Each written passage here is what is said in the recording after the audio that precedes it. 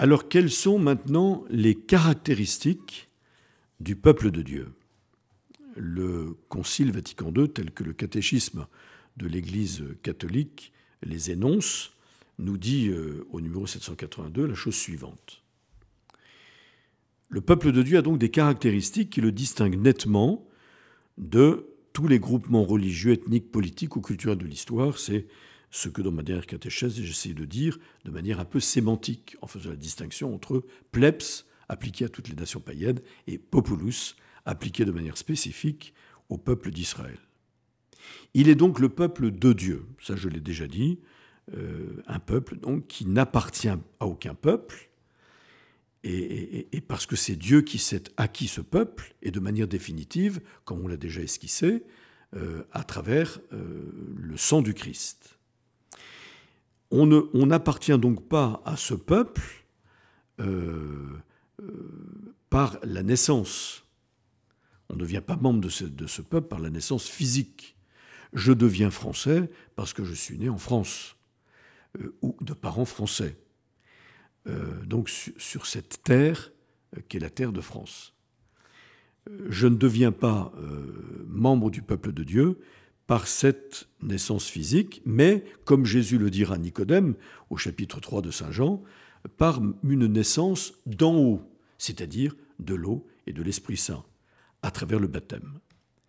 Je deviens membre du peuple de Dieu par la foi au Christ et donc par le baptême, qui est donc cette première caractéristique qui fait de moi un membre du peuple de Dieu. Pas seulement par le fait que nous sommes inscrits dans un registre matériel et que de fait nous allons donner aux deniers de l'Église.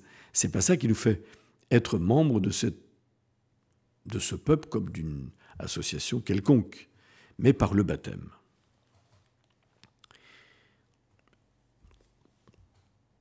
Ce peuple a un chef. Je vous rappelle que le mot chef vient du mot latin caput, qui se traduit par tête. Il a une tête. C'est Jésus, le Christ. Christ veut dire oint, celui qui a reçu l'onction, et qui traduit le mot hébreu messia, que nous traduisons en français par le mot messie. Parce que la même onction, l'Esprit Saint, découle de la tête dans le corps, il est dit peuple chrétien, ou autrement dit, peuple messianique.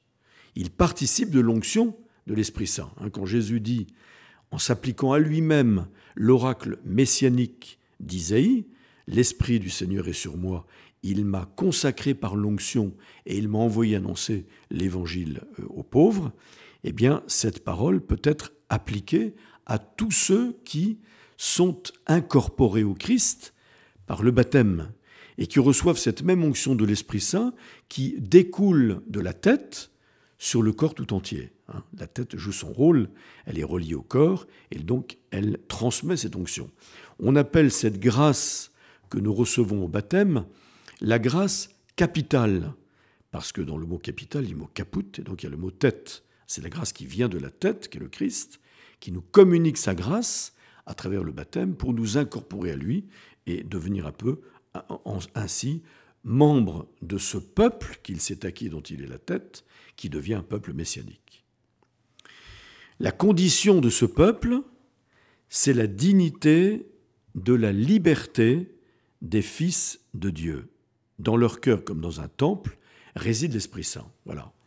Ça, c'est très important, parce que ça nous indique que tous les membres de l'Église, quelle que soit leur fonction, et pour l'instant, on ne parle pas des différentes fonctions du peuple de Dieu, mais tous les membres du peuple de Dieu, qu'ils soient papes, évêques, prêtres, diacres, consacrés ou fidèles laïcs, ou fidèles de base, comme on dira, nous avons tous une condition égale, une même dignité, celle qui fait de nous des fils de Dieu et qui avons la liberté des enfants de Dieu, qui vient évidemment de la grâce de l'Esprit Saint que nous avons reçue.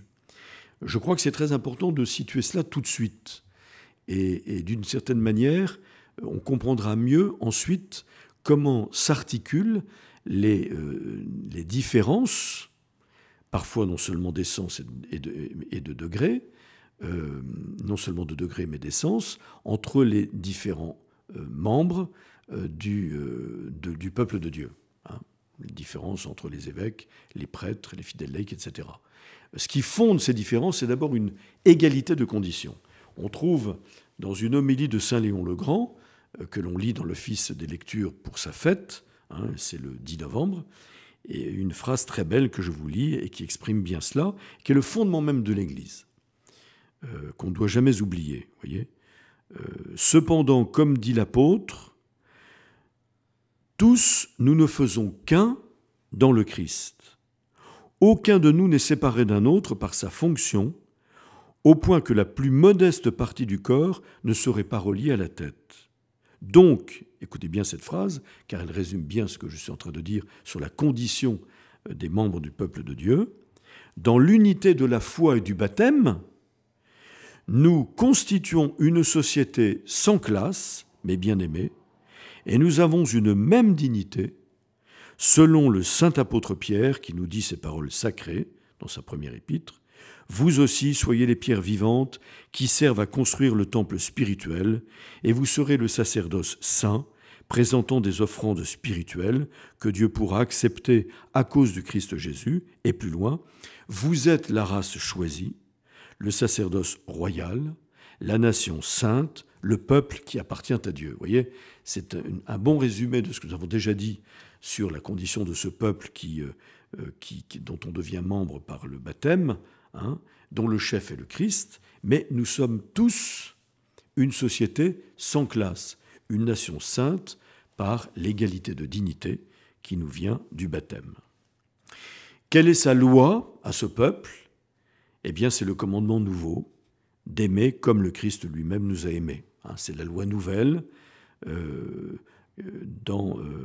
l'Esprit Saint hein, qui a été promulguée par le Christ.